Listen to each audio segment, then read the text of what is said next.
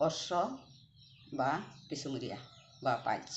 এই ৰোগ সাধাৰণতে যকৃতৰ দোষ, কোষ্ঠকাঠিন্য, অতিৰিক্ত আহাৰ খালে, বেছিকৈ মছলাযুক্ত খাদ্য খালে, উত্তেজকযুক্ত খালে, অখাদ্য খোৱাৰ কাৰণেও এই বেমাৰ হয়।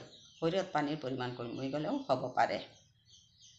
কেতিয়াবা শৌচাগাৰত অপৰিষ্কাৰ হৈ থাকিলেও এই বেমাৰ হয়।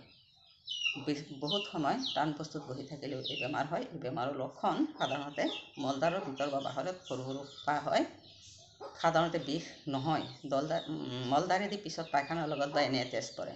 মলদ্বাৰ জ্বলা পোৰা কৰে। কেতিয়াবা খুব বিষ হয়, শৌচ টান হয়, বাৰে বাৰে শৌচ কৰিবলগীয়া হয়। কেতিয়াবা বমি বাহিৰলৈ ওলাই যায়। বমিদ্বাৰত কেতিয়াবা খজুৱতিও হয়। তেনে ক্ষেত্ৰত আপোনালোকে কচুৰ থুৰ কণ জলকীয়াৰ সৈতে পাতত দি খালে অশ্ব ৰোগ ভাল হয়। এনেদৰে কেইদিনমান খালে আপোনালোকৰ এই ৰোগ আৰোগ্য হ'ব। মোৰ ভিডিঅ'ৰ দ্বাৰা উপকৃত হ'লে আপোনালোকে লাইক, শ্বেয়াৰ আৰু ছাবস্ক্ৰাইব কৰিবলৈ নাপাহৰিব।